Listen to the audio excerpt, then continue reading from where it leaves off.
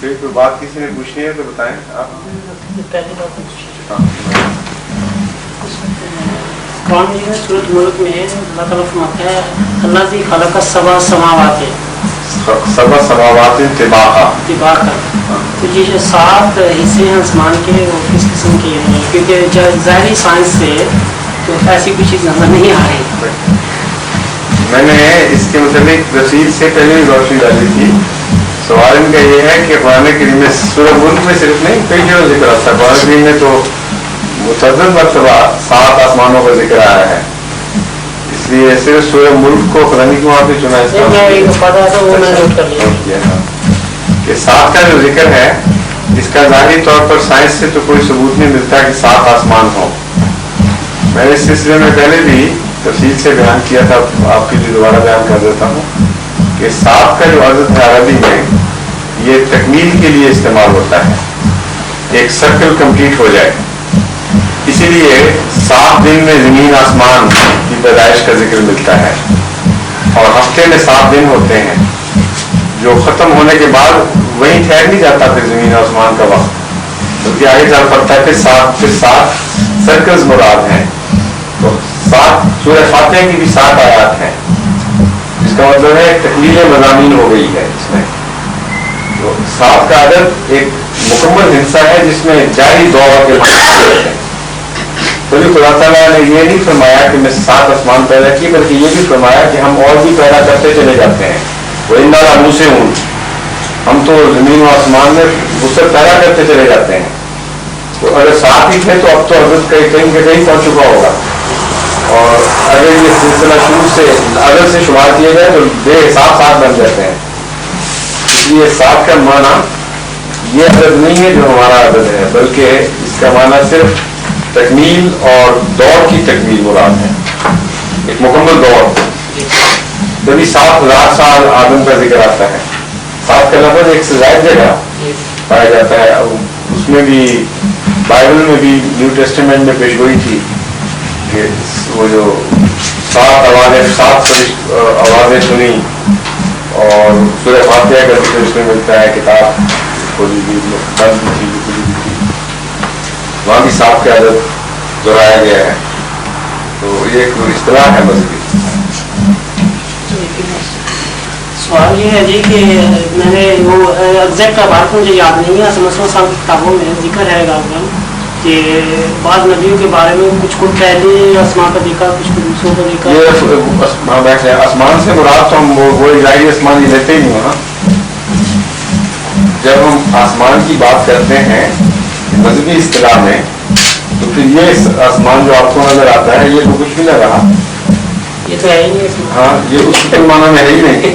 یہ تو قرآن کریم سے ثابت ہے. میں تفصیل سے پہلے جو بیان کر چکا ہوں, اس بات میں نظر آتا کہ یہ جس کو آپ آسمان سمجھ رہے ہیں, پردے نظر آتے تھے لوگوں کو, قرآن شریف تو فرماتا ہے کہ اس میں مخلوق بستی ہے تمہاری طرح, اور اللہ تعالیٰ بلا بھی دے گا مخلوق کو. تو اس سے صاف پتہ چلتا ہے کہ وہ جو تصور تھا پردوں والے آسمان کا وہ غلط ہے. قرآن کریم تو اس کو تسلیم نہیں کرتا. اور زمینوں کے متعلق بھی فرمایا کہ آسمانوں کی طرح زمینیں بھی خدا تعالیٰ 7 پیدا کی ہیں, جس کا مطلب یہ ہے کہ یہ بھی لامحدود ہے. اس طرح آسمان لامحدود ہے, زمینوں کا سلسلہ بھی اس طرح اور سلسلہ جاری سلسلہ ہے. وہ آسمان تو بارہ مراد نہیں ہے. آسمان کا ایک معنی ہے رفعت کا, سما. اسی لیے اسم لفظ جو ہے سمود اور اسم یہ دونوں کا مادہ مشترک ہے. اور سما کا معنی رفعت ہوتا ہے جو نمایاں چیز پہچانی جائے, اور اسم بھی اسی لیے کہتے ہیں جس پر لگ جائے وہ باقیوں سے ممتاز ہو جاتا ہے شخص کی, یہ ہے وہ شخص. یہ ملتے جلتے لفظ ہیں. تو سما کا معنی وہاں بلندی کے معنی ہے صرف, اور روحانی رفعت مراد ہے. کہ مختلف روحانی رفعتیں عطا کی ہیں, وہاں بھی لفظ 7 کا استعمال ہوتا ہے. یہ سب سے کامل دور جو کامل رفعت ملی ہے وہ حضرت محمد مصطفیٰ صلی اللہ علیہ وسلم کو, اور باقی انبیاء اپنے اپنے مرافق کے لحاظ سے مختلف رفتوں تک پہنچے ہیں. اور کوئی پہلے آسمان پہ ٹھہر گیا, کوئی دوسرے آسمان پہ. مراد یہ ظاہری اور کوئی بات حضور اگر ان حالات میں کسی احمدی تو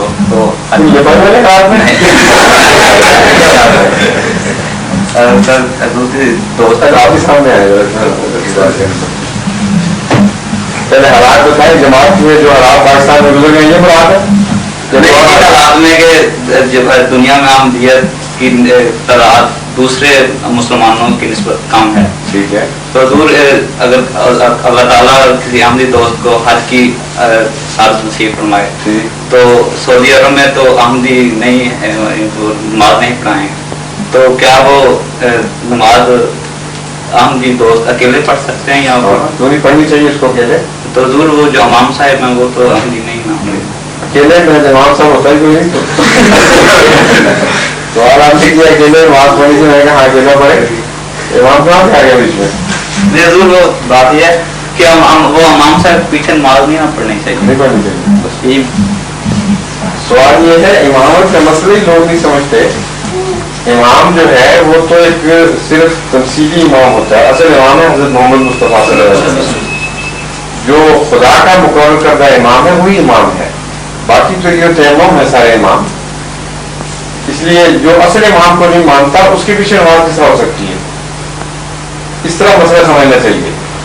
اب اس زمانے میں اللہ تعالیٰ نے مقرر فرمایا حضرت مسیح موعود علیہ السلام کو امام مہدی بنا کے بھیجا ہے. تبھی رسول اکرم صلی اللہ علیہ وسلم نے امام لفظ استعمال کیا اور کسی مجدد کے لیے امام استعمال نہیں کیا. صرف ایک شخص مہدی امام مہدی کوئی امام لفظ سے یاد کیا ہے. اس کا مطلب ہے خدا امام بنائے گا. تو جو خدا امام بنائے گا اس کا انکار کرنے والا امام کس طرح بن سکتا ہے؟ ویسی باتیں جس طرح حضرت رسول اکرم صلی اللہ علیہ وسلم کا منکر ہو اس کو کھڑا کر دیں آپ نماز کے آگے کہ تم اس امام کے تو منکر ہو لیکن ہمیں نماز پڑھا ہو نہیں سکتا. اس لیے یا ہم جھوٹے ہیں یا جو مخالف ہیں ہمارے وہ بدقسمت ہے اور امام پر ہی پچھانا سیدھی بات ہے. دو بات ہے.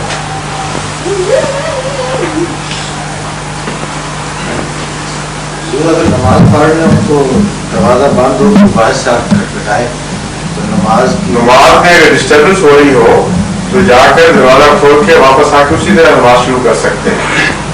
حضرت صلی اللہ علیہ وسلم ادھر نماز پڑھ رہے تھے تو ایک جنگلی بلّا آیا باہر سے.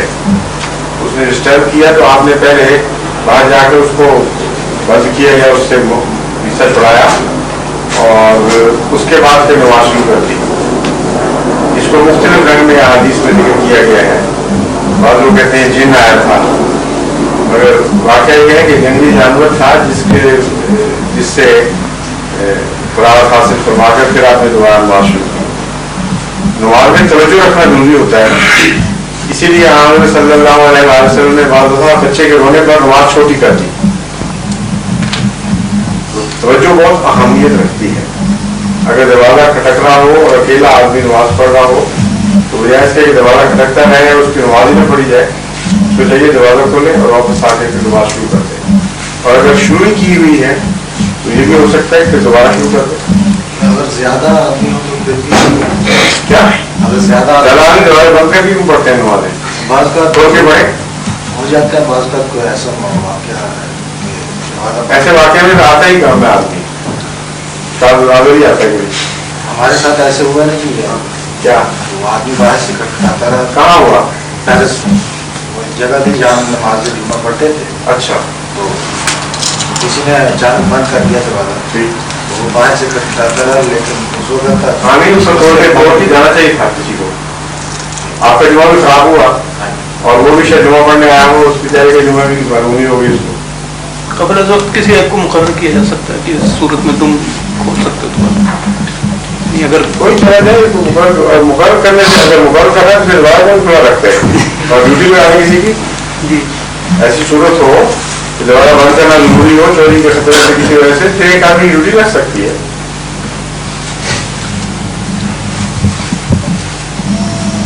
ہمارے ساتھ والا ہم سایہ وہ کہتا تھا کہ حضرت مرزا غلام احمد صاحب قادری ہیں جو وہ کہتے ہیں کہ میں امام مہدی بھی ہوں مسیح موعود بھی ہوں اور امتی نبی بھی ہوں. یہ تینوں چیزیں کیسے ہو سکتی ہیں؟ ایک ہی چیز کے تین نام ہیں. آپ کا ہمسایہ کون ہے؟ मैं तो 2 माह से ही तो हूँ, मुझे नहीं, साहब का हमसाया साहब कह रहे हैं, हमसाया भी जानते हैं आप कि नहीं? उसके नाम से जानता हूँ। क्या नाम है? उसका नाम है गुलाम हुसैन। कहाँ का है? ये सही नहीं पता, पाकिस्तान की। आप उसकी वो भी पता? फैमिली है, पेशा क्या है? काम करता है इधर किसी स्टोर। हाँ, उससे 3 सवाल पूछे ना उससे, क्या कहाँ के रहने वाले हो, क्या मैं मुस्लिम गुजराती हूँ, उसका पेशा पूछें, उसकी कौम पूछें, क्या 3 अलग-अलग बातें बता रहे हो, एक ही आदमी बता रहे हो अपने आप को? वो कहते हैं जो मोहम्मदी होंगे उनका नाम ही मसीह मौद होगा, इनका नाम तो उसके क्या ऐसी क्या बनता है? वो हदीस दिखाए, रसूल करीम सल्लल्लाहु अलैहि वसल्लम तो फरमाते हैं लल मादी और इल्ला ईसा, इब्न माजा की हदीस है, ये मेहदी के सिवा कोई ईसा नहीं होगा। तो हम रसूल सल्लल्लाहु की बात मानेंगे, इसकी मानेंगे? समझे? ये याद रखें, इब्न माजा की हदीस है लल मादी और इल्ला ईसा, ईसा के सिवा और कोई मादी नहीं। इसका मतलब ये है कि एक ही शख्स के 2 नाम हैं, टाइटल्स हैं। एक आदमी एक हैसियत से गुजराती हो सकता है, एक हैसियत से शायर हो सकता है, एक हैसियत से मेमार हो सकता है, एक ही शख्स है, उसकी 3 हैसियतें हैं मुख्तलिफ। कहता है कि इन्होंने जो है आहिस्ता आहिस्ता, मैं तो पहले कहा था कि मैं यही बात यहूदी और ईसाई रसूल सल्लल्लाहु के मुताबिक कहते हैं, तो आमद को भी छोड़ देते हैं। बिल्कुल यही एतराज मुस्तशरिकीन जो मगरबी हैं, यहूदी और ईसाई मुखालिफीन रसूल अकरम सल्लल्लाहु अलैहि वसल्लम के मुताबिक कहते हैं कि पहले कहते थे मैं यूनुस नबी से भी बड़ा नहीं हूँ, उन पर भी मुझे फजीलत न दो। फिर कहा मूसा, मुझे मूसा पर फजीलत न दो। पहले फिर सारे दुनिया के से अफसर बन गए। पहले कहते थे कि अपने रिश्तेदारों को डरा, हमने बशीर अकरबीन, वो भी अकरबीन को। उसके बाद फिर जरा और बड़े हुए तो कह दिया मक्के वालों को और इर्द वालों को डरा, उनको पैगाम पहुंचा। उसके बाद अरब के नबी बने और उसके बाद सारी दुनिया के बन गए। ये इतराज वो करते हैं। तो अगर ये इतराज जायज है तो फिर हर जगह जायज होना चाहिए। और तुम्हारा दिमाग मिलता है दुश्मनाने इस्लाम से, साफ नजर आ गया कि जो उनका वतीरा हुजूर अकरम सल्लल्लाहु अलैहि वसल्लम के मुतल्लिक है, वही तुमने इख्तियार किया हुआ है।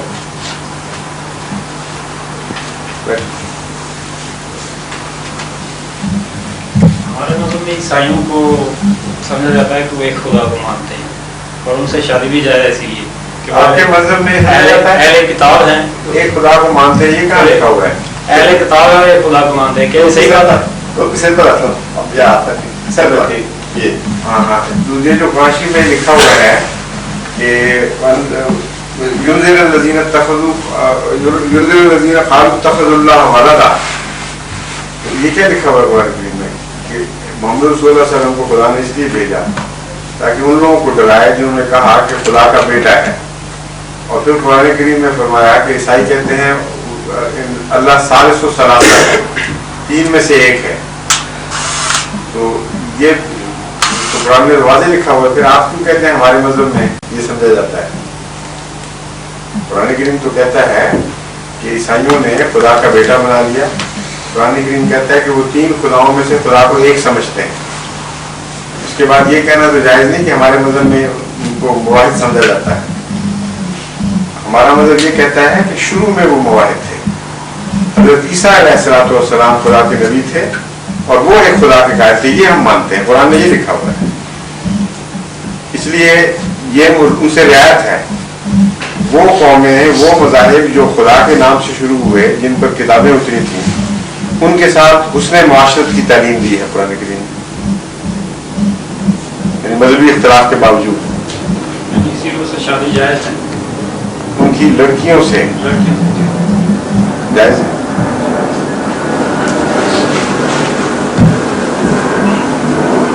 खुदकुशी का जो मसला है, इसमें आदमी को खुदकुशी करता है तो उसका जनाजा भी जायज़ नहीं होता। और अगर ये खुदकुशी करने वाले का जनाजा जायज़ नहीं होता तो कैसे फिर हम कहते हैं कि ये इसकी ऐसी तकदीर थी? तो जब कोई मरता है तो कहते हैं इसकी ऐसी लिखी हुई थी। तो अगर ऐसे ही लिखी होती है तो खुदकुशी करने वाले की भी ऐसी लिखी होती है, तो उसका जनाजा फिर जायज़ क्यों नहीं कराते? लिखी का बात और है, ये खुदकुशी वाला मसला बिल्कुल और है। पहले लिखी तय कर लेना आप आप क्या समझते हैं लिखी से? मतलब कहते हैं कि ये ऐसे ही होना था, इसका एक्सीडेंट होता है तो कहते हैं कि इसकी, कहते कौन है, मतलब कौन कहते हैं? जो भी सुनने वाला कहता है वही कहते हैं। सुनने वाले का दीन तो आपका दीन नहीं है। आप कुरान की बात करें, हदीस की बात करें, कहने वाले का क्या मुराद है कि लोग कहते हैं, लोग कहते हैं वो तो हमारा मजहब नहीं है।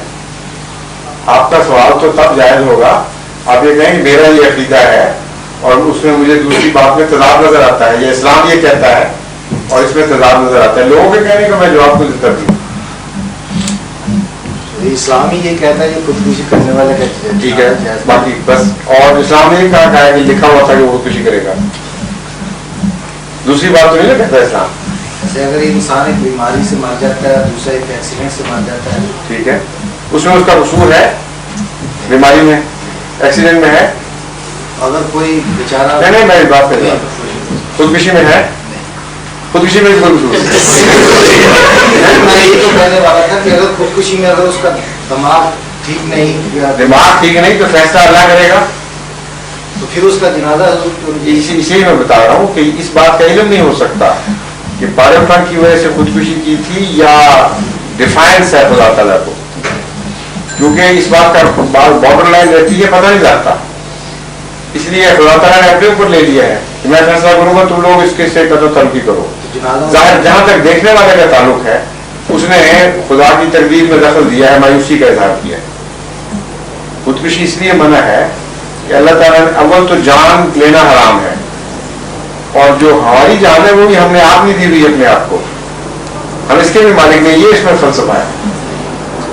अपने बेटे की जान नहीं ले सकता, हालांकि अपना बेटा है, इसी तरह अपनी भी नहीं ले सकता, कत्ल है ये, और कत्ल के साथ मायूसी शामिल हो गई, यानी खुदा की रहमत से कुल्लिया इनकार के बाद खुदकुशी करता है।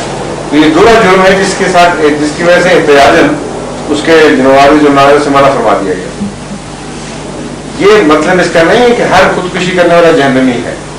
अगर आप ये नतीजा निकाल रहे हैं तो गलत है ये, ये गलत है, क्योंकि अल्लाह ताला बेहतर जानता है, वो फैसला करेगा। अगर कोई पागलपन की वजह से या ऐसे हालात की वजह से जिनको खुदा ताला समझता है कि उसमें वो जवाबदेह नहीं था, खुदकुशी कर लेता है, तो ऐसा शख्स हरगिज़ जहन्नमी नहीं है।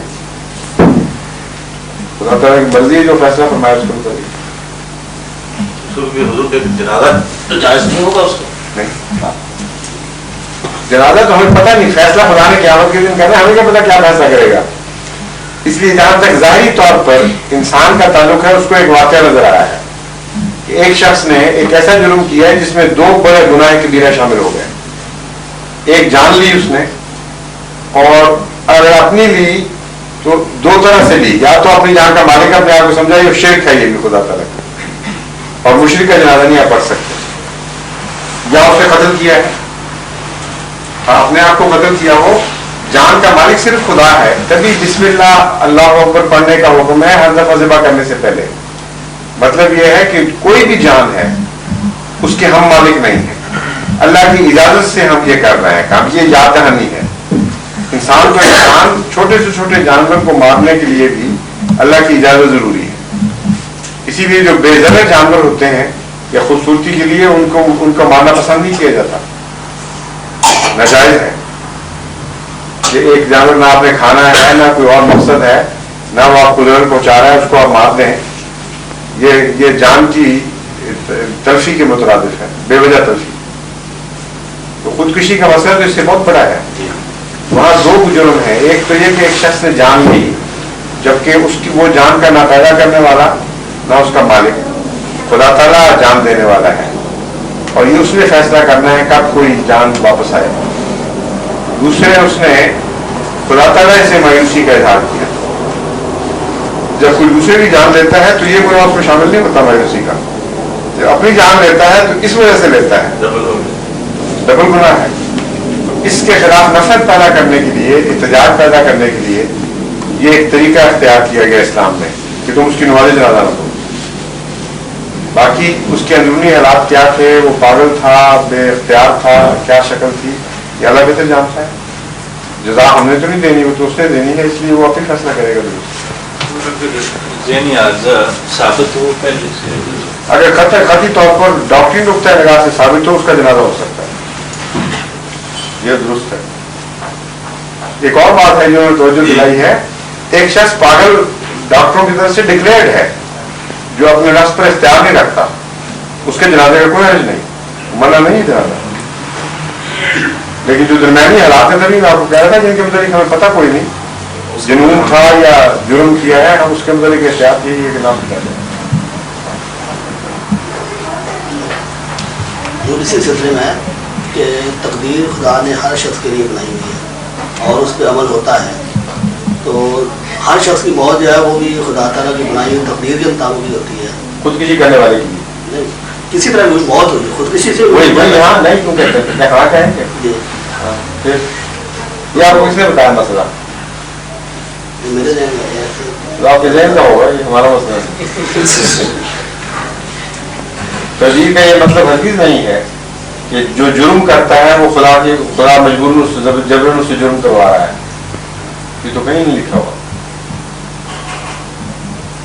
कुरान करीम ने खुला इजाजतें दी है, मन शाह फल यकफुर मन शाह फल यौमिन मन शाह फल यौमिन मन शाह फल यकफुर, जो चाहे ईमान लाए जो चाहे कुफ्र करे, दोनों बातों में खुली इजाजत दी हुई है। इसका मतलब है नेकी का अजर नेकी करने वाले को मिलेगा क्योंकि उसने किया है, मुकद्दर इस मामले में नहीं तब से लिए कि वो जरूर करे, बदी की गुनाह इसलिए उसको मिलेगा कि उसने की है। फिर दूसरी जगह खुदा फरमाता है कि क्या वो लहा माँ का सबक व अलैहा माँ का सबक, जो कोई जान कमाए इरादतन कोई नेकी का काम करे सजा उसको मिलेगी, वह अलैहा माँ का सबक, जो कोशिश से बदी करता है इरादे के साथ और देखभाल कर उसकी सजा उसको मिलेगी। यह वो तरतीब कहानी जो आप बयान कर रहे हैं,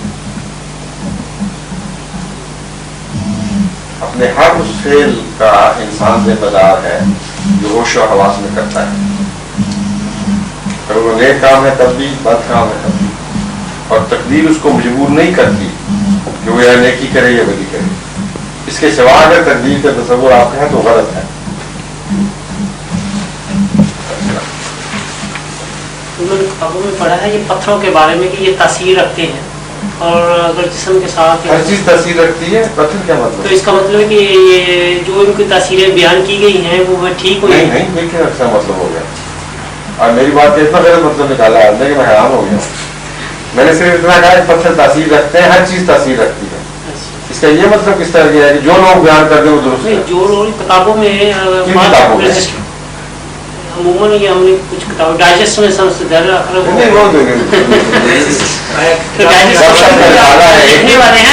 तहकीकी रिसाला हो, कोई साइंटिफिक रिसाला हो, उसमें जो तस्वीरें साइंटिस्ट ने देखी हो डाली हो वो दुरुस्त है, लेकिन ये जो अटकल बच्चू वाले ज्योतिषी की बातें बयान करते हैं वो बेमानी बातें हैं सर। ज्योतिषी नहीं, ये अच्छे से खासे राइटर्स हैं जी, राइटर ज्योतिषी भी होते हैं? शायद होते होंगे, नहीं है तो शायद क्या है, बड़े बड़े जबरदस्त ज्योतिषी हैं जमाने के या राइटर भी हैं, ये किताबें लाखों डॉलर्स में बिकती हैं, बात तो रिकॉर्ड ब्रेक कर जाती हैं ऐसे आदमियों के, वो तो मिलियनर हो गए हैं किताबों के लिखने के नतीजे में, और है वो ज्योतिषी सिर्फ फर्जी किससे बयान करते हैं। तो ये कहाँ से मालूम हो सकता है ये पत्थर कौन कौन सी तासीरें रखते हैं? अरे पत्थरों को जरूर से मानना है तो आगे वो साइंस वाले बताइए, आपको साइंटिफिक रिसर्च चाहिए या गपशप चाहिए? नहीं, साइंटिफिक रिसर्च चाहिए। तो किन पत्थरों के मुताबिक? ये जैसे ज़मरुद है, याकूत है, उनके मुताबिक तो साइंटिफिक रिसर्च आप जोड़ियों से पता करें, पत्थर की क्वालिटीज के मुताबिक क्या क्या किताबें लिखी गई है वो आपको बताएंगे। ठीक है, वो पत्थर इस्तेमाल हो सकते हैं बाद में। क्या मतलब? वो लिखते हैं राइटर्स, ये लिखते हैं कि हर पत्थर की चूंकि तासीर होती है, ये मिजाज के ऊपर उसका असर होता है। ये साइंस वाले नहीं लिखेंगे आपको, ऐसी कोई किताब मौजूद नहीं है साइंटिस्ट की, क्योंकि सब गपशप है। समझो आप नहीं चाहते हैं, ये सब फर्जी किस्से हैं। ठीक है,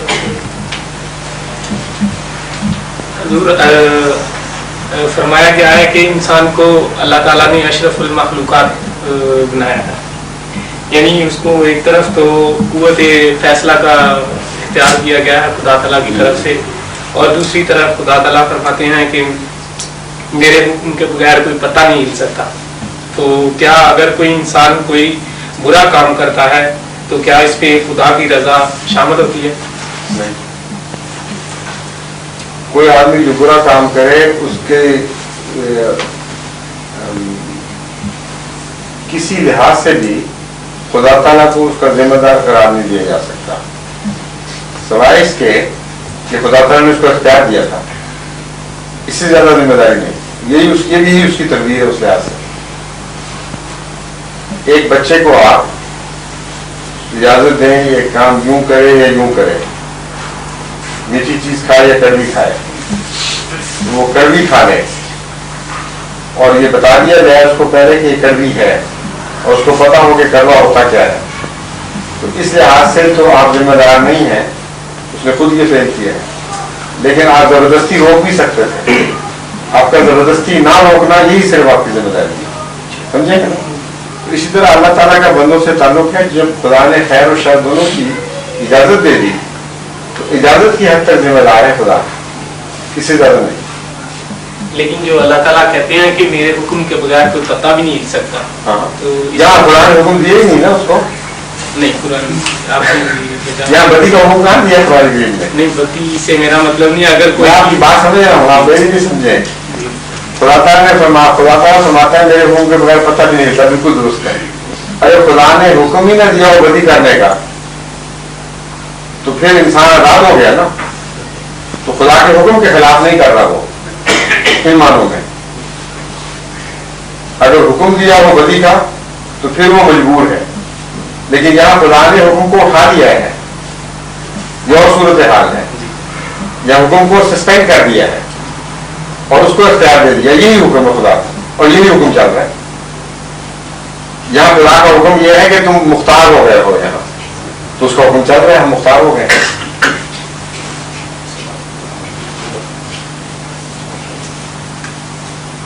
اور کوئی تعریف فرمائیے. عام طور پر سنا گیا کہ حضرت بلال کے جو تلفظ نہ ادا صحیح کرنے پہ اذان کے مسئلے پہ تنازع بنا، تو انہوں نے کہا کہ ٹھیک ہے صبح آپ لوگ اذان، آپ میں سے کوئی شخص اذان دے. کہاں تنازع بنا؟ یعنی واقعہ کی اس کے یہ ہے کہ کیا کہ صحابی جو تھے انہوں نے حضور پاک سے شکایت کی کہ ان کا تلفظ درست نہیں ہے. اچھا، پھر تو اذان جو ہے وہ یہ درست نہیں دیتے. اچھا، تو حضور نے فرمایا کہ ٹھیک ہے یہ کل سے اذان نہیں دیں گے، صبح کوئی اور شخص اذان دے. تو کہتے ہیں اذان نہ دی گئی تو وہ سورج ہی طلوع نہیں ہوا. یہ بات کہاں تک درست ہے؟ آپ مان رہے ہیں ان باتوں کو؟ نہیں، یہ نہیں مانتے. اس کے سوال کی حقیقت یعنی سچائی یا سچائی اسے ثبوت مانگے. یہ بالکل جھوٹا قصہ ہے. کیونکہ یہ عموماً جو قوال لوگ ہوتے ہیں، قرآن کریم کہتا ہے کہ ہم سورج اور زمین کی رفتاروں کو ہم نے مقرر کیا ہے، اور قیامت تک جب تک جو خدا نے وقت مقرر رکھا ہے ان کے اندر ایک ذرہ بھی فرق نہیں پڑ سکتا. تو قرآن کے خلاف جو بات ہے وہ تو ویسے عقل کے خلاف بات ہے، لیکن یہاں قرآن کے بھی خلاف ہے، کھلی آیت کے خلاف. لیکن وہ جو اس چیز کو بیان کرتے ہیں واقعہ کو، وہ تو ان کو آپ کہیں جھوٹ بول کے نہیں، ان سے کہیں قرآن کے خلاف بات ہے، جو لازمن تم جھوٹ بول رہے ہو. اور رسول اللہ صلی اللہ علیہ وسلم کی طرف کیوں منسوخ کرتے ہو ایسی لغو بات؟ یہ ہو ہی نہیں سکتا کہ ہاں حضور صلی اللہ علیہ وسلم قرآن شریف کے خلاف کی بات کریں. اس لیے بات تم جھوٹے ہو، رسول اللہ صلی اللہ علیہ وسلم کو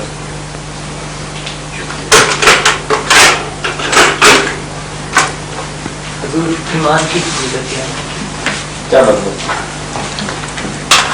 سمجھائیں بات کیا مانے ہیں. ایمان کی فضیلت بیان کریں. یہ تو بڑی لمبی چوڑی تقریر مانگ رہے ہیں آپ. تو مجھے سوال جواب ہے. میں آج پہلی دفعہ جانا تو مجھے آپ سے ملنے کا میں سمجھ رہا ہوں. بڑی خوشی کی بات ہے. آپ سے آپ کی مراد ایمان جو ہے وہ تو ہر چیز پر حاوی ہے. ایمان تو قرآن کریم کی پہلی آیت سورہ فاتحہ کے بعد جو ہے اس میں اس کا ذکر ہے، اور وہ اتنا وسیع مضمون ہے کہ اس کو ایک مجلس میں بیان کرنا ممکن ہی نہیں ہے. الذین یؤمنون بالغیب، یہ پہلی تعریف کی ہے مومنوں کی. تقویٰ کے بعد وہ کیا کرتے ہیں؟ الذین یؤمنون بالغیب، جو غیب پر ایمان لاتے ہیں. اور غیب کے لفظ میں سارے ایمان آ گئے ہیں. ایمان باللہ، ایمان ملائکہ، ایمان بالکتب، ایمان بالرسل، ایمان بالیوم الآخر. تو اتنے وسیع مضمون کے متعلق जब तक आप मुझे मुअय्यन न करें किस हिस्से के मुतालिक आप मालूम करना चाहते हैं, मैं क्या बयान करूंगा। बहुत वसी मजमून है, समझ गए ना। आपके ज़हन में कोई खास सवाल होगा, वो अगर वाज़ेह कर दें तो मेरे लिए जवाब देना आसान हो जाएगा। ईमान और रसूल, ईमान भी रसूल, इनके मुराद ये है कि ईमान बिल रसूल की अहमियत क्या है, इसके मुताबिक मालूम होना चाहिए इसकी हकीकत क्या है। वाक़या ये है कि अल्लाह ताला का ताल्लुक इंसान से रसूल के जरिए होता है, वरना बाकी सारी चीजें गैर में रहती हैं। फरिश्ते गैर में हैं, वही गैर में है, हमने तो नहीं देखा या सुना, वही को रसूल पर नाज़िल होते। अल्लाह गैर में है और यौम आखिरत गैर है। जो हाजिर है हमारे सामने वो सिर्फ रसूल है, जो इज़ाही वजूद से रखता है। तो सारे गैर और हाजिर के दरमियान जो वास्ता है, वसीला, वो रसूल बन जाता है। इसलिए इस लिहाज से सबसे ज्यादा अहमियत पहले दर्जे पर रसूल को हासिल हो जाती है। अगर रसूल ना आए तो ये सारे गैर गैर रहें और कब कुछ भी हमारे लिए हाजिर न बन सके, कोई वजह ईमान और यकीन की बात न रहे। इसीलिए अल्लाह ताला रसूलों में से उनको चुनता है जिनकी जिंदगी बेदार और साफ होती है, जो काबिल एतबार होते हैं, जो लोगों में रहते हैं ऐसी हालत में कि कोई उंगली नहीं उठा सकता उनकी बात पर, क्योंकि उन्होंने खुदा का पैगाम देना होता है, उन्होंने यकीन का जरिया बनना होता है। इसलिए ईमान बिल रसूल नंबर एक सबसे अहम बात इसलिए जरूरी है, रसूल की जात इसलिए जरूरी है कि बाकी ईमान इससे वाबस्तगी रखते हैं। अब रसूल की जात को एक अहमियत हासिल हो गई। अगर आप रसूल का इनकार कर लें तो फिर वास्ता आपका क्या रहेगा बाकी ईमानों से? रसूल का इनकार करके न खुदा रहा, न फरिश्ते रहे, न किताब रही, न यौम आखिरत। अब एक और सवाल ये पैदा होता है कि हर रसूल तो हाजिर नहीं हमारे सामने, और एक रसूल आता है और वक्ती तौर पर आगे गुजर भी जाता है। इसलिए खुदा ताला ने सिर्फ हाजिर रसूल पर ईमान जरूरी करार नहीं दिया, बल्कि तमाम रसूलों पर ईमान जरूरी करार दिया। हम आमन तो बिल्लाह व कुतुबिही व रुसुलिही, उन किताबों पर भी ईमान जरूरी करार दिया जो पहले रसूलों पर उतरी, और उन रसूलों पर भी ईमान जरूरी करार दे दिया जो पहले गुजर चुके हैं। यानी बहसियत मजमूई रसालत पर ईमान जरूरी करार दे दिया और तफरीक करने की इजाजत दी। लान फर्रे को बैन अहदिन बिल रुसूल, तफरीक करने की इजाजत दी। ये नहीं कहा कि हम अपने रसूल को मानेंगे, जो हमारे सामने है उसको मानेंगे, बाकी रसूलों से हमारा कोई ताल्लुक नहीं, बल्कि ये फरमाया कि जितने रसूल जहां भी मैंने भेजे हैं, तुम्हें उनका नाम का पता हो या ना हो, जितनी किताबें मैंने उन पर उतारी हैं तुम उनसे वाकिफ हो या ना हो, उन सब पर ईमान लाओ, वरना इस रसूल पर भी तुम्हारा ईमान मुकम्मल नहीं होगा। ये पैगाम दिया आपको। इससे दूसरा हिस्सा हमें रिसालत का इल्म हुआ। इस पर गौर करें तो इसमें एक हिकमत नजर आती है। रसूल की अहमियत की वजह से बाज़ दफा इंसान शिर्क की तरफ मायल हो जाता है, और जो रसूल सामने है या जिस पर ईमान ले आया हो उसको अहमियत इतनी दे देता है कि खुदा की जात को रसूल से पीछे फेंक देता है और सब कुछ रसूल बना देता है।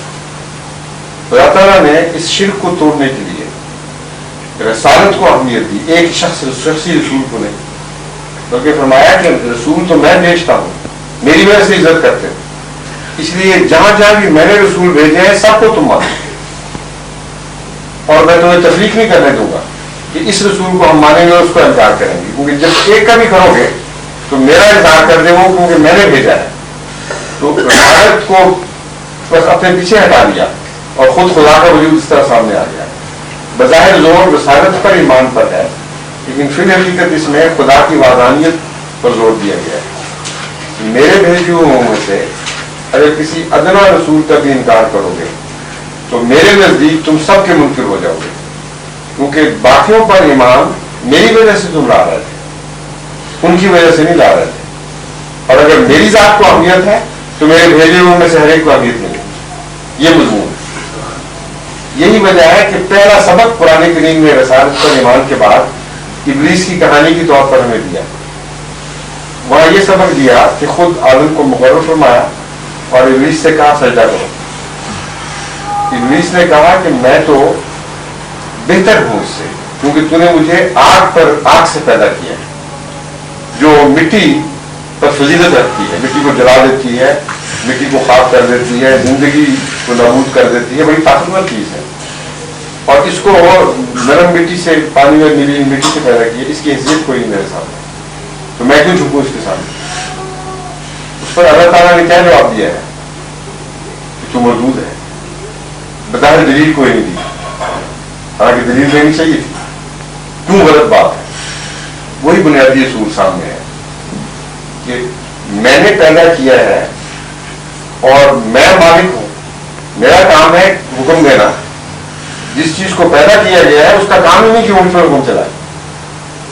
اس لیے جب میں نے پیدا کیا ہے تو تمہیں بھی میں نے پیدا کیا، آگے کو بھی پہلے پیدا کیا ہے. فضیلت قائم کرنا میرا کام ہے، تمہارا کام نہیں. اس لیے اگر مٹی سے بھی میں پیدا کروں اور اس کو حکم دے دوں کہ باقی لوگ جھک جائیں تو تمہیں جھکنا پڑے گا، ورنہ تم میرے سامنے نہیں جھک رہے، لوگوں چیزوں کے سامنے جھک رہے.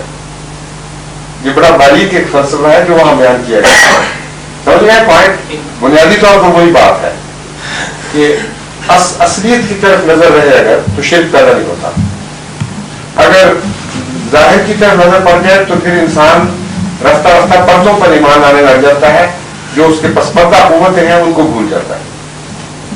ان دو چیزوں سے خدا تعالیٰ نے شروع میں ہی قرآن کریم میں مسلمانوں کو متنبع کر دیا کہ رسولوں پر ایمان لاؤ اس وجہ سے کہ میں بھیجتا ہوں، اور چونکہ میں بھیجتا ہوں اس لیے میں چھوٹا بھیجوں یا بڑا بھیجوں یہ تمہارا کام نہیں ہے، تم تفریق کرو. تمہیں لازمہ ہر ایک کو ماننا پڑے گا. اور جس کو میں بھیجتا ہوں اگر تمہیں وہ ذلیل بھی نظر آ رہا ہو، معمولی اور ادنا بھی نظر آ رہا ہو، اس کے سامنے بھی تمہیں جھکنا پڑے گا. کیونکہ ذاتی بڑائی نہ تمہیں حاصل ہے نہ کسی اور چیز کو، وہ مجھے حاصل ہے، اور میں فیصلہ کرنے کا مجاز ہوں کہ تمہیں کس کے سامنے جھکنا چاہیے. یہ دو بنیادی سبق ہیں جن کو سمجھ لینے کے بعد انسان شرک کی باریکیوں سے بچ سکتا ہے، ہر قسم کے شرک سے پاک ہو جاتا ہے. اور ایمان کا یہ لازمی حصہ قرار دیے گئے ہیں قرآن کریم. ایمان کا حصہ ان معنوں میں نبوت پر مثبت ایمان اور ابلیسیت کا انکار، یہ دونوں چیزیں شامل کر دی ہیں قرآن کریم میں. فرمایا من یؤمن باللہ یکفر بالطاغوت، کیا ہے آیت پوری پڑھیں گے نا. ومن یکفر بالطاغوت ویؤمن باللہ، اس میں یکفر آتا ہے. ومن یکفر بالطاغوت ویؤمن باللہ، دو شرطیں اکٹھی بیان کی. ایک انکار بھی ضروری ہے مومن کے لیے، مومن کا کافر ہونا بھی ضروری ہے، مگر شیطان کا کافر ہونا. اور مومن کا مومن ہونا بھی ضروری ہے، یعنی اللہ کا مومن ہونا ضروری ہے. اس لیے کفر و اسلام کا مسئلہ یہاں اس آیت نے خوب کھول دیا. ایک پہلو سے مومن کا بھی کافر ہونا ضروری ہے، مگر من یکفر بالطاغوت، شیطان کا کافر ہونا ضروری ہے. یہ جب اس روح سے آپ ایمان پر غور کریں تو پوری مکمل تصویر نظر آ جاتی. اس کے منفی پہلو بھی نظر آ گئے، اس کے مثبت پہلو بھی. تو مراد یہ ہوئی کہ اللہ پر اصل ایمان ہے. اللہ جب رسول کو بھیجتا ہے تو اگرچہ رسول کے ذریعے سے ہمارا خدا سے واسطہ پیدا ہوتا ہے، اس لیے ہم رسول کے ممنون احسان ہیں، مگر اولیت خدا کو ہی رہے گی ہمیشہ. اور صرف اس رسول پر ایمان لانا ضروری نہیں جس نے ہم سے خدا کو شناسا کروایا، بلکہ ہر وہ وجود جس کو خدا بھیجتا ہے اس پر ایمان لانا ضروری ہے. اور فضیلت دینا خدا کا کام ہے، بندے کا کام نہیں. اس لیے خدا اگر کسی کو چنے تو بظاہر ادنا بھی نظر آ رہا ہو اس کے سامنے جھکنا پڑے گا، کیونکہ خدا پر بھیجا ہوا ہے. مٹی سے اگر وہ انسان بنا لیتا ہے کوئی تو دوسروں کو حکم دیتا ہے اس کی پیروی کرو، اس کو پیروی کرنی پڑے گی. اسی لیے آمد صلی اللہ علیہ وسلم نے اطاعت کا ایک سبق دیا. اگر تم پر ایک آدمی ایسا امیر مقرر کیا جائے جو حبشی غلام ہو اور اس کا سر منقے کے دانے کے برابر ہو، تب بھی اس کی اطاعت. یہ اس کی بنیاد اسی قرآن حکم ہے. مٹی سے آدم کو پیدا کیا، دوسرے کو ناک سے، اور اس کو کہا اس کے سامنے دیکھا. اب عربوں میں سب سے زیادہ مکروہ چیز غلامی تھی. दूसरे वो हबशी को समझते थे ये घटना है, जिस तरह यहाँ कलर की प्रॉब्लम है ना, रेशियल सुपीरियरिटी अरबों में भी थी। इसे सर वो सरदार लोग थे, बड़े सर की इज्जत करते थे और समझते थे जितना छोटा सर उतना छोटा जवाब, उसको जलील समझते थे। तो आनंद सल्लल्लाहु अलैहि वसल्लम ने तीनों चीजें हिकारत की इकट्ठी कर दी। अरबों के नजदीक जो काबिल नफरत चीजें थी, हबशी, फिर वो भी गुलाम, और फिर मुनक्के के बराबर सिर वाला हबशी। फरमाया कि अगर ये मैं अमीर मुकर्रर कर दूं तुम पर, या मुकर्रर किया जाए तुम पर अमीर किसी अथॉरिटी की तरफ से, तो इसकी भी तुम अतात करो, क्योंकि कुरान करीम ने यह सबक दिया है, मुकर्रर करने वाले को देखना चाहिए, ना कि मुकर्रर होने वाले को। अगर मुकर्रर करने वाला इख्तियार बाइख्तियार है और काबिल इज्जत है, तो जिसको वो मुकर्रर करता है उसकी इज्जत लाज़िम करनी पड़ेगी। इसीलिए निज़ामी जमात अहमदिया में हम इस बात पर बहुत जोर देते हैं कि जो भी खुदा के निज़ाम का नुमाइंदा है, वो चाहे तुम उसको छोटा समझो चाहे बड़ा समझो, इसकी अलग बहस है। जिसको भी अमीर बना दिया जाए, तुम पर निगरान मुकर्रर करी, उसकी इज्जत करना, उसका एहतराम करना तुम्हारे लिए जरूरी है। ये भी ईमान बिल रुसल का एक लाजमी नतीजा है निज़ाम जमात, उसी की तफसील है। दरअसल एक दफा कराची में चौधरी ज़फ़रुल्लाह खान साहब के छोटे भाई अब्दुल्ला खान साहब को, दोनों फौत हो गए। चौधरी ज़फ़रुल्लाह खान साहब ये अमीर थे और चौधरी ज़फ़रुल्लाह खान साहब उस वक्त पाकिस्तान के फॉरेन मिनिस्टर भी थे, और ये एक मामूली अफसर थे हुकूमत के, लेकिन जमात में ये अमीर थे और चौधरी ज़फ़रुल्लाह खान साहब एक फर्द थे। तो जुमे में चौधरी अब्दुल्ला खान साहब ने बहैसियत अमीर ये ऐलान किया कि नमाज़ जुमा के बाद दोस्त कुछ देर के लिए ठहरे रहे। बाद लोगों ने शायद ये ऐलान सुना नहीं, वो उठकर जाने लगे और चौधरी ज़फ़रुल्लाह खान साहब भी बीच में थे। तो चौधरी अब्दुल्ला खान साहब ने बड़ी सख्त नाराजगी से डांटा कि जब मैं कहता हूं कि ना जाए तो सारे शामिल हैं, आप क्यों कर रहे हैं अदम अतात। तो चौधरी ज़फ़रुल्लाह खान साहब ना सिर्फ बैठ गए बल्कि इंतहाई नदामत से उसी वक्त माजरत पेश की, मैं बड़ा सख्त शर्मिंदा हूँ इस बात पर, मैंने सुना नहीं था, ये हो ही नहीं सकता था कि अमीर हुकुम दे और मैं ना बैठ। ये है वो रूह जो कुरान करीम ईमान का सबक दे रहा है हमें कि जब तुम रसूल पर ईमान लाए हो तो रसूल की इज्जत इसलिए करते हो कि खुदा ने भेजा है, और खुदा ने जब रसूल को भेजा है तो रसूल के भेजे हुए भी उसी के नुमाइंदा बन जाते हैं, उसके मुकर्रर करता भी उसी के नुमाइंदा बन जाते हैं, इसलिए उनकी भी इज्जत करनी पड़ेगी। वहां भी ये सवाल नहीं उठेगा कि ये मिट्टी से बना हुआ है और मैं ऊंची जात का बना हुआ हूं, मैं अफजल हूं और ये अदना है। तो ये आखिर वक्त तक पैगाम ईमान का जारी है इस तरह, और इसकी वजह से इस्लामी निज़ाम को तक़वियत मिलती है। तो ये सारे सबक ईमान बिल रुsul के अंदर मौजूद हैं, और भी बेशुमार सबक हैं। सिर्फ अब आखिरी मसला जो है, मेरी बहुत तफसीली मज़मून है, मैं आपको मुख्तसर करके इस नुक्ता निगाह से एक जवाब देता हूँ कि आप एमडी नहीं हैं, और बाज़ दोस्त ये गैर एमडी ये सवाल करते हैं कि मिर्ज़ा साहब पर ईमान लाना जरूरी क्यों। अगर रसूल अकरम सल्लल्लाहु अलैहि वसल्लम पर ईमान ले आए तो मिर्ज़ा साहब पर ईमान लाना क्यों जरूरी है, कहते हैं ना लोग। अब मैंने मसला ये खोल दिया है, हज़रत सल्लल्लाहु अलैहि वसल्लम तो फरमाते हैं कि मैं किसी को मुकर्रर करूं और वो हबशी गुलाम हो और मुनक्के के बराबर सर हो उसका, उस पर भी उसकी भी अदात तुम पर जरूरी है। और हज़रत सल्लल्लाहु अलैहि वसल्लम एक इमाम की खबर दे रहे हैं जिसको खुदा ने मुकर्रर करना हो, और लोग ये सवाल करें कि इन पर ईमान लाना जरूरी है कि नहीं, क्योंकि माकूल सवाल तो ये होना चाहिए कि मिर्जा साहेब वो है या नहीं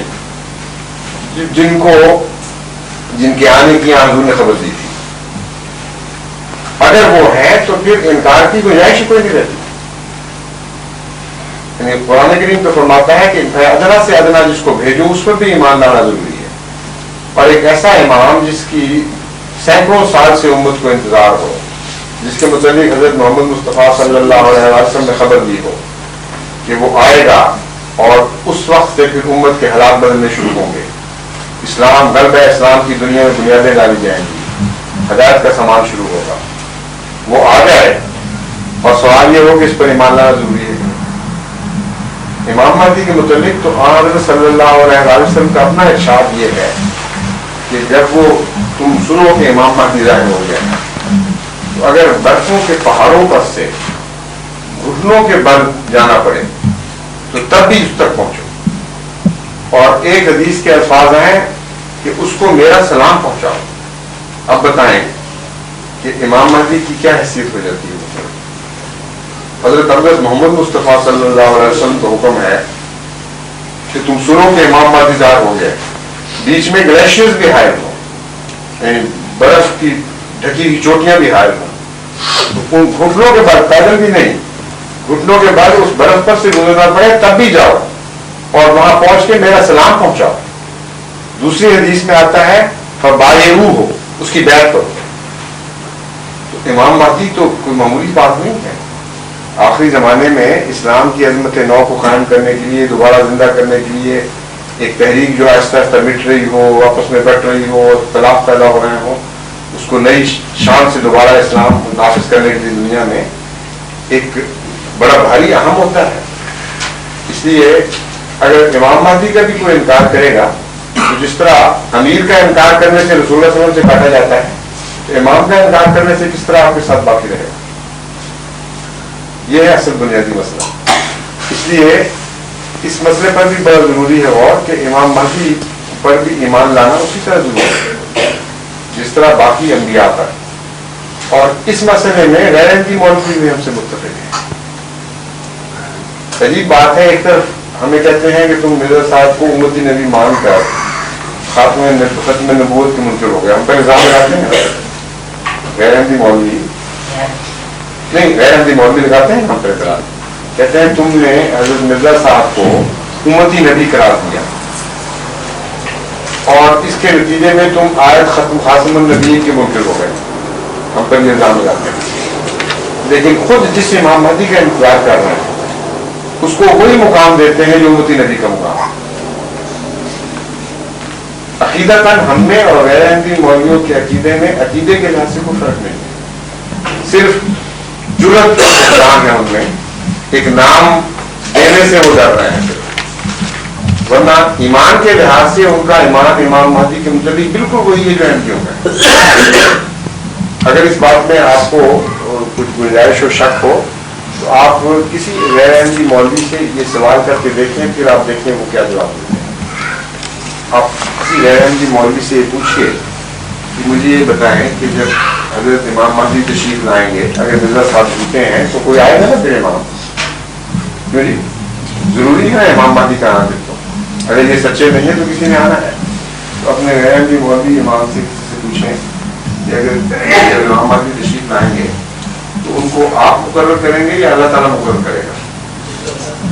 ٹھیک, آپ کو بھی پتا ہے, ہر مولوی یہی جواب دے گا. ٹھیک ہے نا. دوسری بات آپ ان سے پوچھیں کہ جب اللہ اس کو مقرر کرے گا تو اس کا انکار آپ کر سکتے ہیں یا نہیں کر سکتے. تو یہ دونوں باتیں نبوت کی شرط ہیں. جب انکار نہیں کر سکتے تو ایمان لانا ضروری ہو گیا نا امام مہدی پر, یا نہیں ضروری؟ ضروری ہے. میں اسی سوال اصل میں بظاہر میں ہٹ گیا تھا آپ کے سوال جواب دیتے وقت, لیکن میں واپس اسی سوال پہ پہنچ گیا, وہ جواب میں کیا تھا ایمان کی تفصیل, ایمان بالرسل کی تفصیل. اب آپ قرآن شریف سے تلاش کر لیں سوائے رسول کے انسانوں میں سے کسی پر ایمان لانا ضروری ہے. ہمارے ایمان کی کتنی بنیادیں ہیں یاد ہے آپ کو؟ ایمان باللہ نہیں, وہ نہیں. کن کن چیزوں پر ایمان لانا ضروری ہے؟ ایمان باللہ, ٹھیک ہے کہ نہیں. ایمان بالملائکہ, ایمان بالرسل, ایمان بالکتب, اور ایمان بالکتب پہلے, پھر ایمان بالرسل, پھر ایمان بالآخرہ. ٹھیک ہے کہ نہیں؟ 5. ٹھیک ہے. ان 5 میں سے انسان کتنے آئے ہیں ان 5 کے اندر؟ اللہ انسان نہیں ہے نا, فرشتے انسان نہیں ہیں, کتب انسان نہیں ہے, یوم آخرت انسان نہیں ہے, صرف رسول انسان ہے. ٹھیک ہے کہ نہیں؟ تو انسانوں میں سے سوائے رسولوں کے کسی پر ایمان لانا ضروری نہیں, اور جن پر ایمان لانا ضروری ہے ان میں سے صرف رسول انسان ہے. یہ نقطہ واضح ہو گیا کہ نہیں؟ کسی غیر رسول پر قرآن کی روح سے ایمان لانا ضروری ہے کہ نہیں ہے؟ کسی غیر رسول پر ایمان لانا ضروری نہیں ہے نا؟ تو امام مہدی پر کیوں ضروری ہو گیا ایمان لانا؟ یہی میں نتیجہ نکال رہا ہوں. آپ سمجھ گئے ماشاء اللہ ذہین آدمی آپ پہنچ گئے ہیں اس بات پر. مولویوں کو یہ بات سمجھ نہیں آتی. ان سے کئی دفعہ میں صرف مارا ہے, سمجھانے کی کوشش کی ہے, لیکن ان کے پلے نہیں پڑتی بات. یہ میں ان کو یہ بتاتا ہوں کہ تمہارے ایمان میں اور ہمارے ایمان میں اعتقاد کے لحاظ سے بنیادی طور پر کوئی فرق نہیں. صرف ایک چیز کا نام ہم وہی رکھتے ہیں جو قرآن کی روح سے رکھنا چاہیے, اور تم وہ نام دیتے ہوئے ڈرتے ہو. ضرورت کا فقدان یا عقل کا کوئی بات ہے, یا بدقسمتی سمجھ لیں بیچارے. یہ بھی ہوتا ہے بعض, ضرورت بھی ہے, عقل بھی ہے, لیکن تقویٰ نہیں, خدا کا خوف نہیں. جس کو آپ ضرورت کا فقدان کہہ رہے ہیں اس کا دوسرا نام تقویٰ کی کمی کی ہے. قرآن کریم فرماتا ہے کہ جو لوگوں سے ڈرتے ہیں اور مجھ سے نہیں ڈرتے, حالانکہ یہ میرا زیادہ حق ہے کہ مجھ سے ڈرا جائے, وہ لوگ ہیں جو ہدایت سے محروم رہ جاتے ہیں, ان کو غیر مستقل کہا جاتا ہے. تو یہ دراصل بنیادی بیماری تقویٰ کی کمی ہے. ان کو سمجھ آ بھی جاتی ہوگی, اچھے بڑے عالم لوگ ہیں, لیکن وہ دنیا سے ڈرتے ہیں, خدا سے کم ڈرتے ہیں, یعنی مادہ پرست ہو گئے. اور وہ سمجھتے ہیں کہ یہ تو بڑی مصیبت ہے, اگر ہم یہ مان جائیں تو پھر تو سارے دنیا کے ہمارے تعلقات ختم, پیسوں کے ذریعہ, رزق کے ذریعے مانگی سب چیزیں, سب بات بہت کرتے ہیں. لیکن جس طرح آپ بات سمجھ گئے ہیں میری, ایمان کی تفصیل کو اگر انسان سمجھے اور رسالت کی پر ایمان لانے کی حقیقت کو آدمی سمجھ لے, اس کے بعد امام مہدی کو غیر نبی مانا ہی نہیں جا سکتا. کیونکہ ہمارے اپنے علماء کا آج بھی یہی عقیدہ ہے کہ حضرت امام مہدی کو اللہ تعالیٰ خود امام بنائے گا, غیر نہیں بنائے گا. دوسرا ان کا عقیدہ یہ ہے کہ امام مہدی پر ایمان لانا ضروری ہے, اور یہ دو باتیں نبیوں کے سوا قرآن کریم سے ثابت ہے, کسی اور میں نہیں پائی جاتی. واضح ہو گئی بات؟ جو نبی اور رسول میں کوئی فرق نہیں, صرف جہت کا فرق ہے, جہت طرف. ایک رسول ہے جو پیغام لے کر آتا ہے خدا کی طرف سے, پیغمبر ہے, اس کا نام رسول ہے, ارچی. خدا کی طرف سے جو پیغام پہنچائے کسی کو اس کا نام ہے رسول, اور خدا کی طرف سے کوئی خبر دے تو اس کو نبی کہتے ہیں. تو نبی, ہر رسول نبی بھی ہوتا ہے, اور ہر نبی پیغام بھی دیتا ہے خدا کی طرف سے. کوئی ایک رسول بھی نہیں ہے جو نبی نہ ہو. اس کا ثبوت قرآن کریم سے یہ ہے کہ جہاں ایمان کا ذکر ہے, ابھی ہم نے ایمان کی بات کی ہے, آمنت باللہ و ملائکتہ و کتبہ و رسلہ, کل آمن باللہ و ملائکتہ و کتبہ و رسلہ. یہاں کس کس کا ذکر ہے ایمان کا؟ ایمان باللہ, ایمان بالکتب, ایمان باللہ, ایمان بالملائکہ, ایمان بالکتب اور ایمان بالرسل. ایمان بالنبی کا یہ ذکر ہے قرآن کریم میں ہے کہیں نہیں؟ میں پوچھ, ہاں نہیں نا. تو پھر اس کا مطلب یہ ہے کہ اگر نبی رسول کے علاوہ ہوتے ہیں کچھ تو ان پر ایمان لانا ضروری نہیں. سمجھ گیا نا پوائنٹ؟ اب ایک اور طرف سے دیکھیں, حضرت صلی اللہ علیہ وسلم کو قرآن کریم میں خاتم الرسل کہیں قرار نہیں دیا, خاتم النبیین قرار دیا. اگر نبیوں کے علاوہ رسول ہوتے ہیں تو ان کے خاتم نہ ہوئے پھر آپ. اس کا مطلب ہے ہر نبی رسول بھی ہے اور ہر رسول نبی بھی ہے. ان دو آیتوں سے ثابت ہو جاتا ہے کہ ان دو کو آپ الگ کر ہی نہیں سکتے. جب خاتم النبیین کہتا ہے قرآن کریم تو تمام نبی, تمام رسول اس میں شامل, نبی کے لفظ میں شامل ہو گئے. اور جب آمن تو باللہ ملائکتہ و کتبہ و رسلہ کہتے ہیں تو رسول لفظ کے اندر سارے نبی شامل ہو گئے. اس لیے تفریق کا میں حقیقی کوئی نہیں رہا. پھر قرآن کریم نے لا نفرق بین احد من نبیین کہیں نہیں فرمایا. لا نفرق بین احد من الرسل فرمایا ہے, تو نبیوں میں تفریق کی اجازت ہے؟ کیوں نہیں؟ اس لیے کہ رسول ہی نبی ہوتا ہے. لجنہ کی طرف سے 2 سوالات ہیں.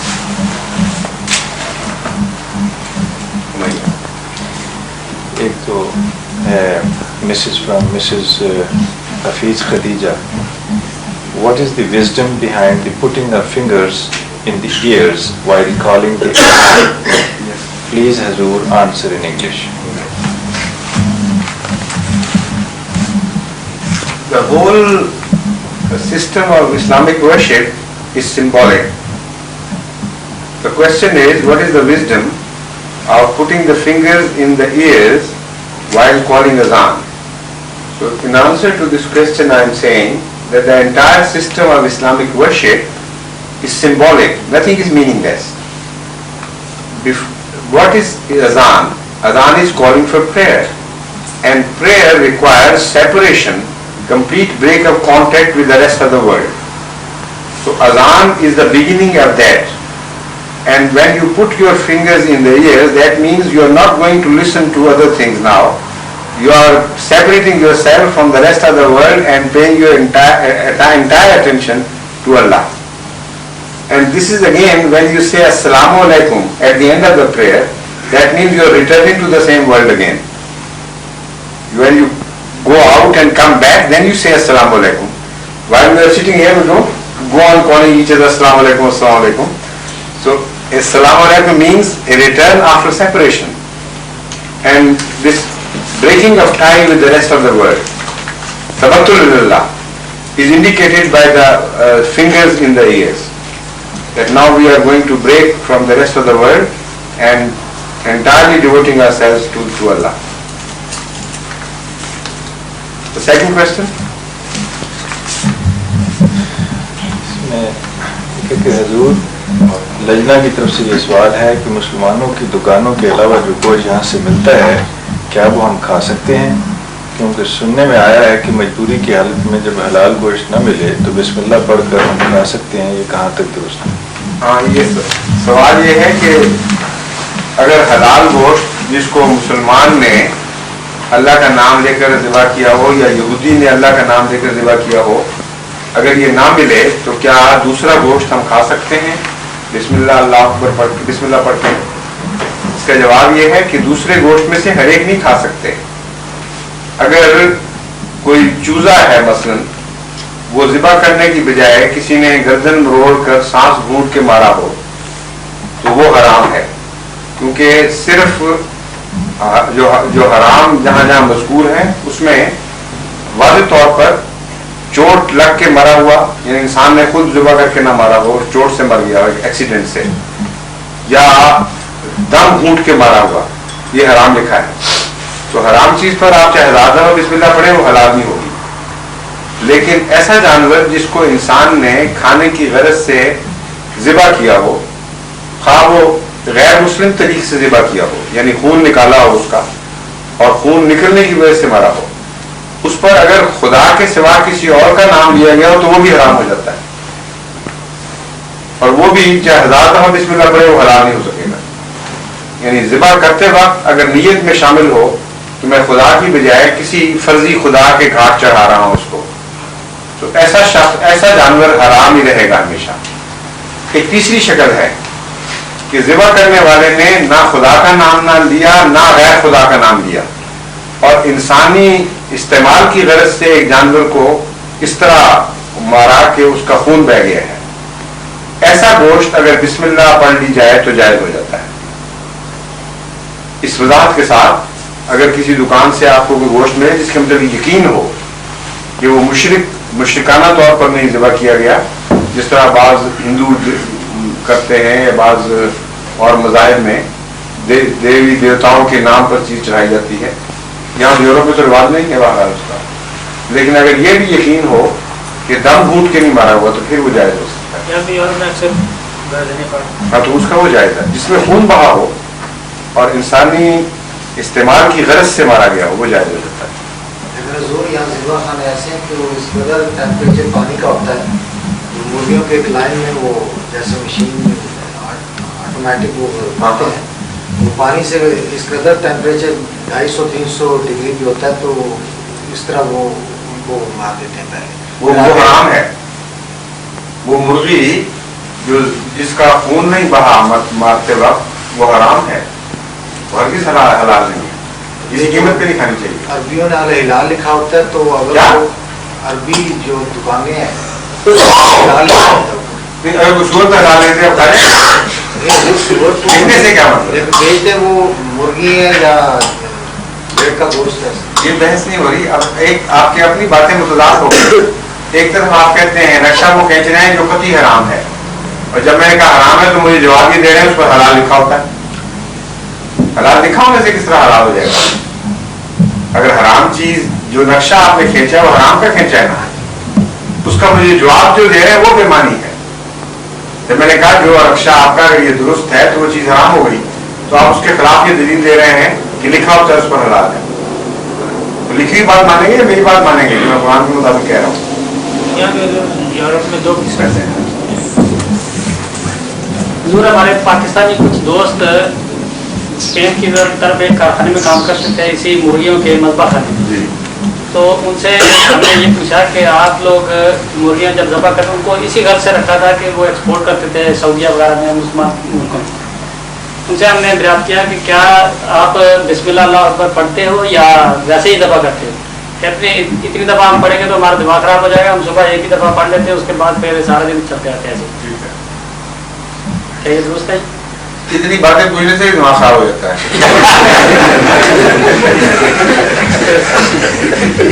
मोमिन को इसका तवज्जो नहीं करना चाहिए। बुखारी में जो हदीसें इसके मुताबिक हैं वो हैरत अंगेज हैं। यहाँ तक रसूलुल्लाह सल्लल्लाहु अलैहि वसल्लम ने फरमाया कि अगर एक मोमिन एक जानवर को मारता है खाने की नीयत से और बिस्मिल्लाह भूल जाता है तो तभी वो हलाल रहता है, और जब मगर खाने से पहले उसका पढ़ लेना चाहिए। इसलिए इसने दीन को बहुत आसान भी कर दिया, लेकिन बुनियादी उसूल फिर भी कायम रहेंगे। जो कतई हराम है वो बाहर हराम है, तो उसको बिस्मिल्लाह हलाल नहीं कर सकती। जो दरमियानी मामलात हैं उसमें ज़ाया होने को तलफ करने को खुदा ताला पसंद नहीं फरमाता, बल्कि इजाजत दे रहा है कि खाने से पहले अगर ऐसे गोश्त पर आप बिस्मिल्लाह पढ़ लें तो फिर भी हलाल हो जाएगा। तो मुसलमान का वो तो फिर भी मुसलमान का मज़हब है जो आप बता रहे हैं, वो तो वैसे ही हलाल है।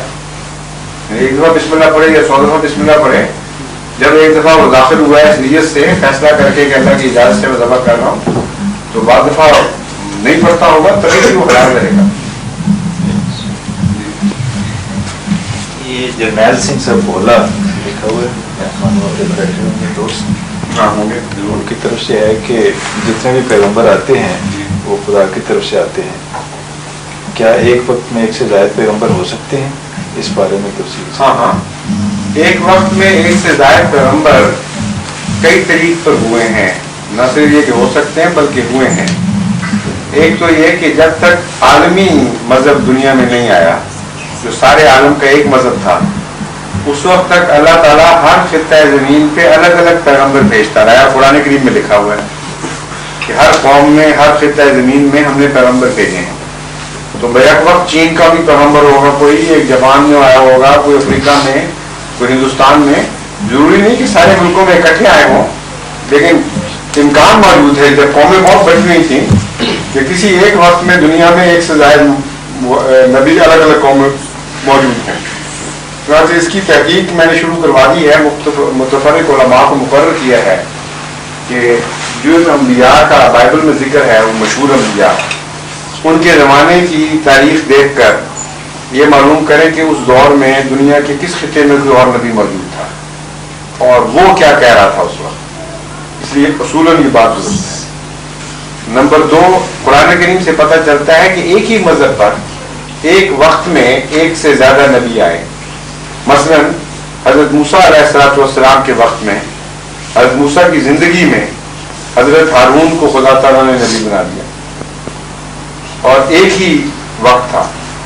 इसी तरह आपकी औलाद में से फिर ऐसे वक्त में बाप बेटा दोनों नबी मौजूद हैं। हज़रत यूसुफ भी नबी हैं और हज़रत याकूब भी नबी हैं, और दोनों इकट्ठे न सिर्फ एक ज़माने में बल्कि एक जगह इकट्ठे हुए मिस्र में। اور اکٹھی زندگی گزاری، کوئی اختلاف نہیں تھا، کیونکہ خدا کی طرف سے جو ہوتے ہیں ان کا اختلاف آپ میں ہو ہی سکتا. لیکن یہ ممکن نہیں ہے کہ ایک خدا کی طرف سے ایک ہی وقت میں ایک نبی کسی اور طرف بلا رہا اور دوسرا نبی کسی اور طرف بلا رہا. یہ غلط ہے، یہ عقل کے خلاف ہے، یہ قابل قبول بات ہی نہیں ہو سکتی.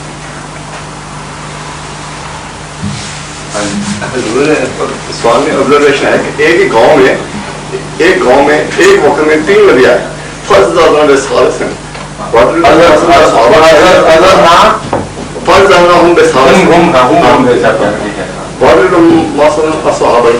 ہاں لیکن یہ بات جو ہے یہ بھی قابل تحقیق ہے.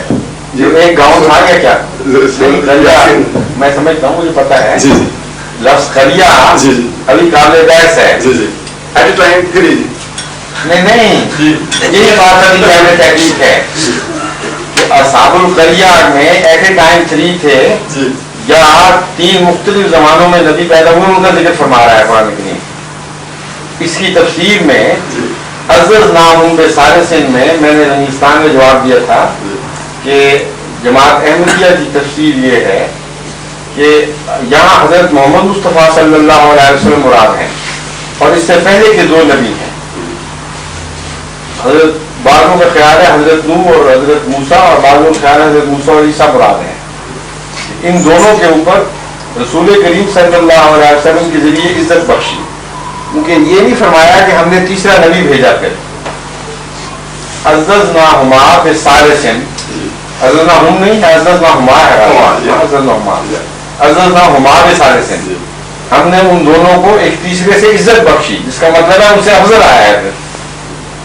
سمجھے آپ؟ اور ایک اور قصہ ہے بڑا اہم میرے نزدیک، یہ جو انجیل کی پیشگوئی ہے نا، جس میں تمثیل ہے انگوروں کے باغ والی، یہ اس پر اطلاق پا سکتی ہے آیت. اس میں یہ بیان کیا گیا کہ خدا تعالیٰ ایک مالک نے ایک باغ لگایا اور پہلے نوکر بھیجا اور اس کو قتل کر دیا، اس کا انکار کر دیا.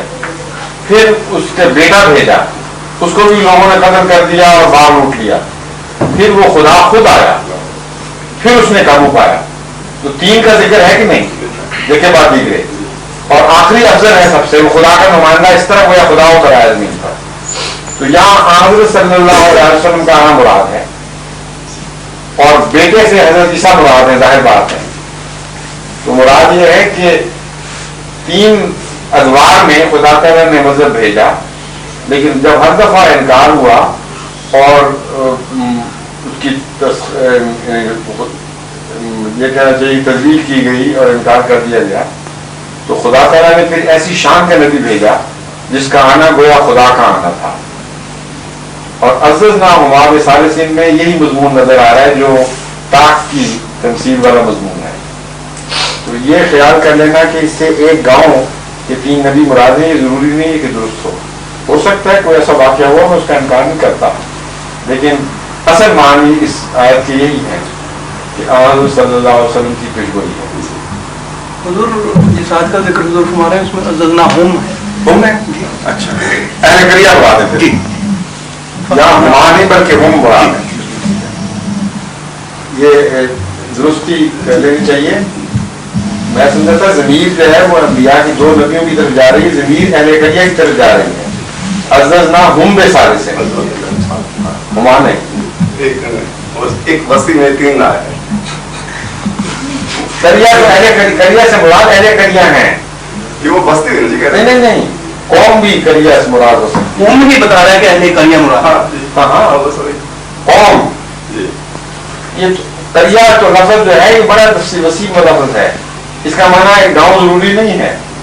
مگر حضور وقت ایک کسی میں نہیں، یہ بھی ضروری نہیں. حضرت عیسیٰ اور رسول اللہ کا ایک وقت تھا.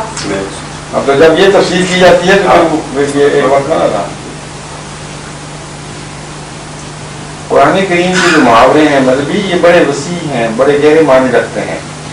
لفظ قریہ کا یہ محدود معنی کہ ایک گاؤں مراد ہے، یہ نہیں ہے درست. اس سے مراد ایک تہذیب بھی ہو سکتی ہے، ایک اسٹیبلشڈ قوم.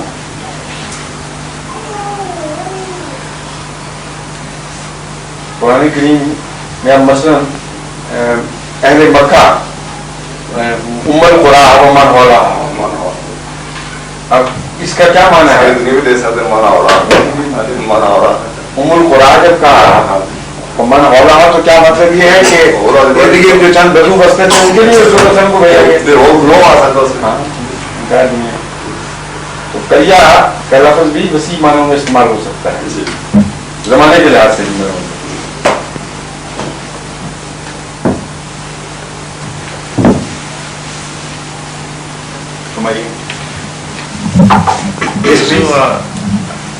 Yes, a Christian friend asked me that why is it that Muslims don't eat pork?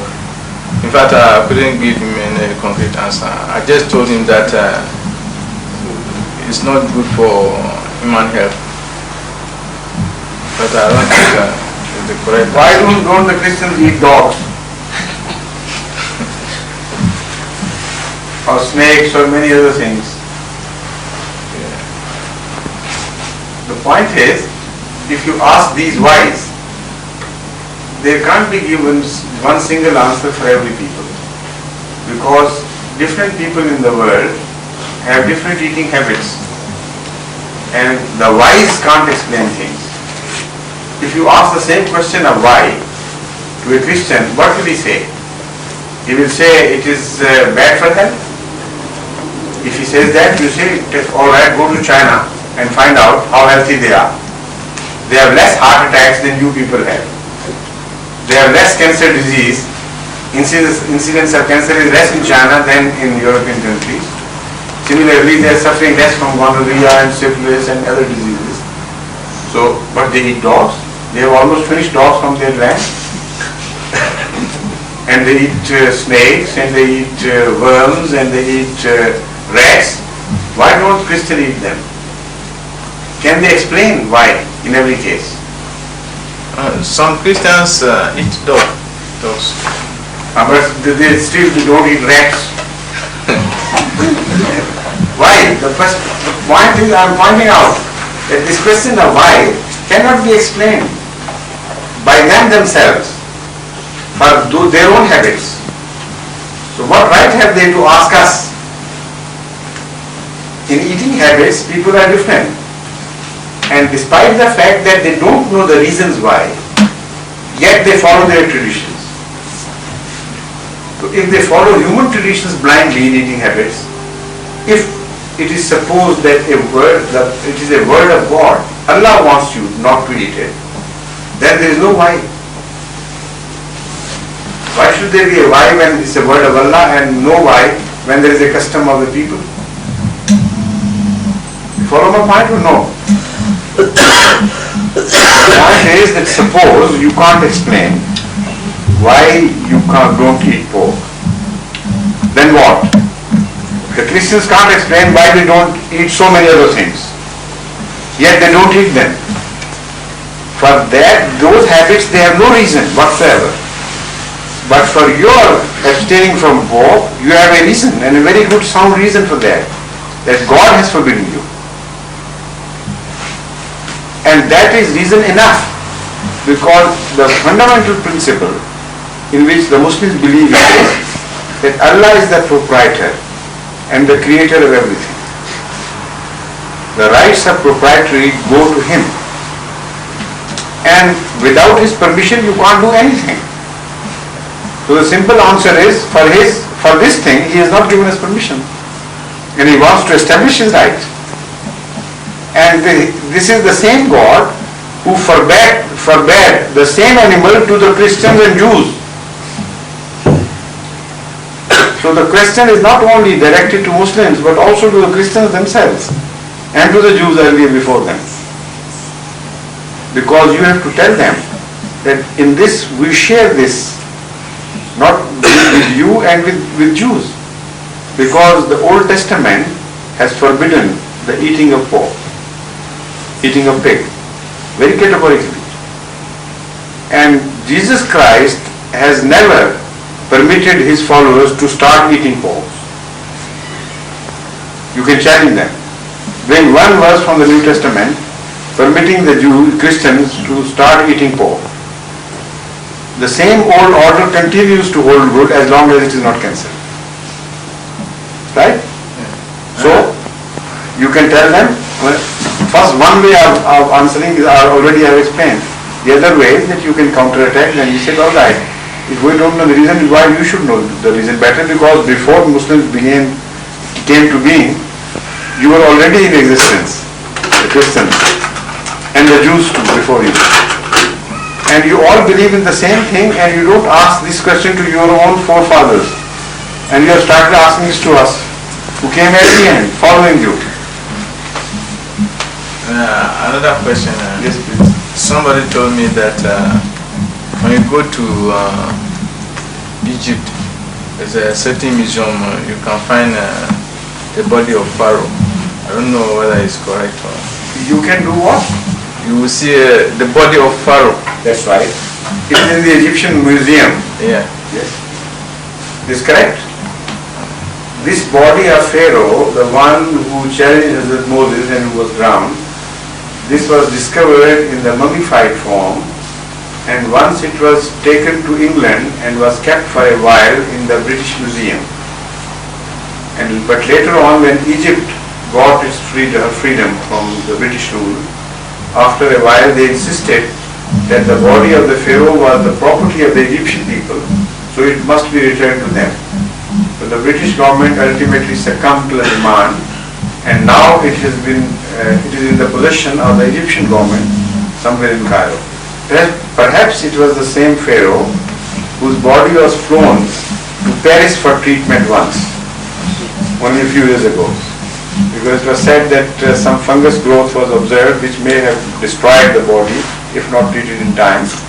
So there was, paucity of scientific know-how in Egypt.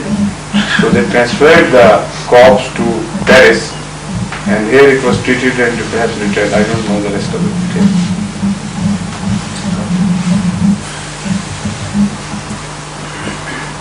Any other question, or are you feeling hungry now?